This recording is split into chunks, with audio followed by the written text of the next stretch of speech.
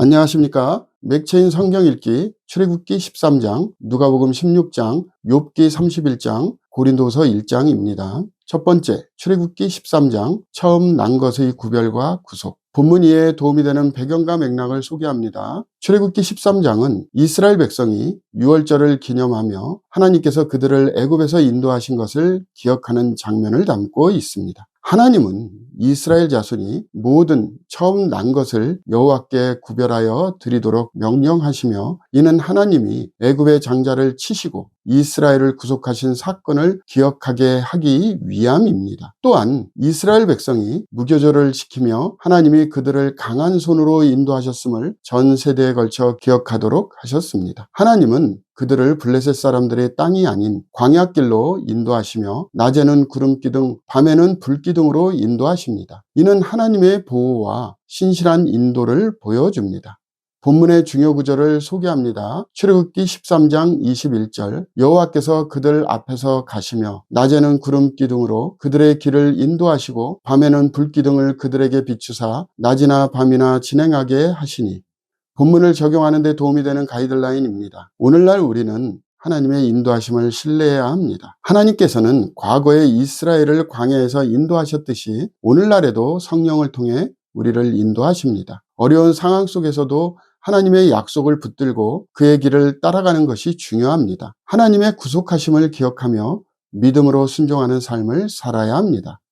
두 번째 본문, 누가복음 16장, 재물과 하나님 나라의 가치관. 본문 이해에 도움이 되는 배경과 맥락을 소개합니다. 누가복음 16장은 불의한 청지기의 비유와 부자와 나사로의 비유를 통해 재물과 하나님의 관계를 강조합니다. 예수님은 돈을 하나님보다 더 사랑하지 말 것을 가르치시며 너희는 하나님과 재물을 겸하여 섬길 수 없느니라 라고 말씀하십니다.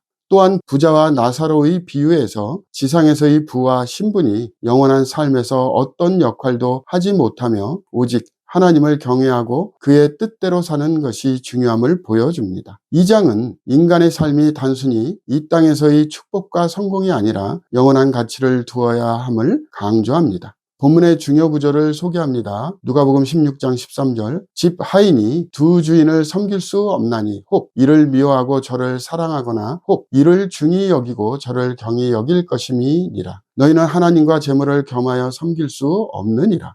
본문을 적용하는 데 도움이 되는 가이드라인입니다. 오늘날 우리는 물질보다 하나님의 나라를 우선순위에 두어야 합니다. 재물은 우리에게 유익할 수 있지만 그것이 하나님보다 우선될 때 위험해집니다. 우리는 하나님께서 주신 물질을 선하게 사용하며 영원한 가치를 위해 사는 삶을 추구해야 합니다.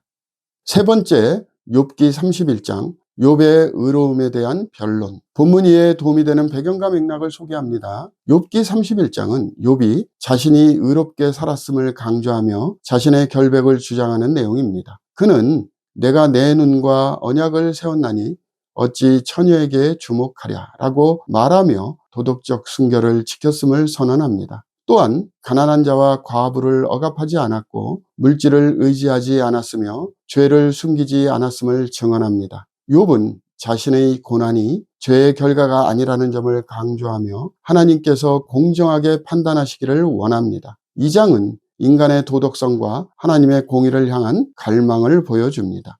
본문의 중요 구절을 소개합니다. 욥기 31장 6절, 하나님께서 나를 공평한 저울에 달아보시고 그가 나의 온전함을 아시기를 바라노라. 본문을 적용하는 데 도움이 되는 가이드라인입니다. 오늘날 우리는 정직하고 의로운 삶을 살아야 합니다. 하나님 앞에서 깨끗한 양심을 유지하며 우리의 행위가 하나님께 인정받을 수 있도록 살아야 합니다. 또한 고난을 겪을 때 우리의 결백을 주장하기보다 하나님의 공의와 인도하심을 신뢰해야 합니다. 오늘의 마지막 본문, 고린도후서 1장, 환난 속에서의 위로와 소망. 본문 이해에 도움이 되는 배경과 맥락을 소개합니다. 고린도후서 1장은 바울이 환난 속에서 하나님께서 주시는 위로를 강조하는 내용입니다. 그는 우리의 모든 환난 중에서 우리를 위로하사라고 말하며 하나님이 고난받는 자들에게 위로의 근원이 되심을 설명합니다. 바울은 아시아에서의 극심한 고난을 언급하며 하나님께서 죽은 자를 다시 살리시는 분이심을 고백합니다. 그는 또한 자신의 사역이 하나님 앞에서 정직하며 오직 하나님의 신실하심에 근거하고 있음을 강조합니다. 이 장은 환난 속에서도 하나님의 위로와 소망이 있음을 가르쳐 줍니다. 본문의 중요 구절을 소개합니다. 고린도후서 1장 4절 우리의 모든 환난 중에서 우리를 위로하사 우리로 하여금 하나님께 받은 위로로서 모든 환난 중에 있는 자들을 능히 위로하게 하시는 이시로다.